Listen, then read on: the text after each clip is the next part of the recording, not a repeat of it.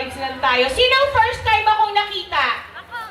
Konti na lang. Halika na, tayo na lang mag-usap.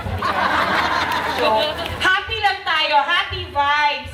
Para pag-uwi nyo, maaalala nyo ang isang Ate Sara at ang Team Kaya This. Yan. Barangay Kalawaan, maraming salamat sa pag-welcome sa Team Kaya This kaninong umaga. Ang sarap pala magmahal ng Barangay Kalawaan. No?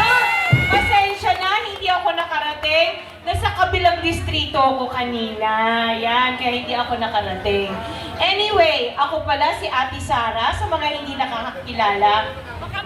Ako ang isa sa may-ari ng St. Gerard Construction na mas kilala nyo, no? Yung isang may-ari, yung aking better half, sorry, na si Kuya Curly Vizcaya, nandun siya sa may truck sa likod. At ang Gerard, hindi totoo ang chismis na iba ang may-ari, no? Chika lang yon, chismis lang yon. Dala ko yung anak ko na ang pangalan talaga ay Gerard. Yan. Yan si Gerard. Patunay na hindi totoo yung kwento-kwento. Barangay Kalawaan, sino naka-attend ng medical mission namin dito?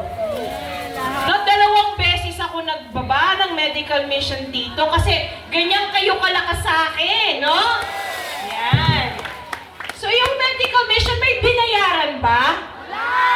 Free lahat, diba? May kasama pang mani-pedi, gupit ng buhok, tsaka masahe. Complete package. Gusto namin maparamdam sa bawat Pasigueño kung anong kayang gawin ng Team Kaya This, no? Pahapyaw lang. Pero syempre, ang pangarap ng Team Kaya This is magpatayo ng isang di-kalibre na ospital, na isang 11-story na ospital, no?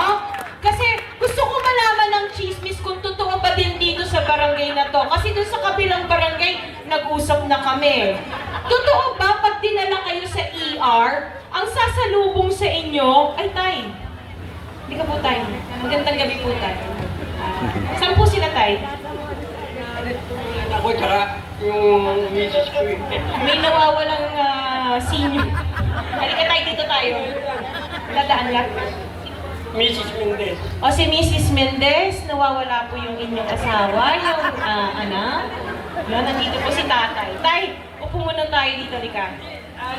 Wala, ganyan. Siguro narinig na nila yung baka umipinig yun. O, diba? Sige, tay. Ayan, pa-assist ko kayo, yan. So, syempre, diba, totoo ba yung chismis na yon? Na ang sasalubong sa inyo, isang monoblock, doon na kayo susweruhan? Tama ba?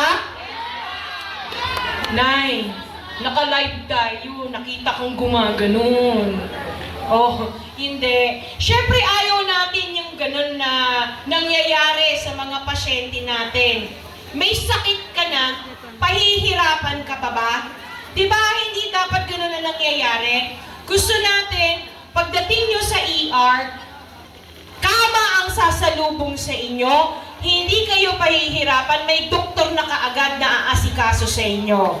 Yan ang pangarap natin. Isa pa, syempre di ba may CT scan at MRI naman tayo, pero ang hirap magpa-schedule. Dito sa bago nating ospital, 24/7, gagana siya, hindi kayo pahihirapan. Plus ang gamot, balita ko sa labas pa bumibili sa mga butika. No? Hindi na mangyayari yon dahil doon na mismo sa loob ng ospital, kompleto na gamot natin, hindi na kayo pahihirapan. Alam nyo, na-inspire kami kasi, may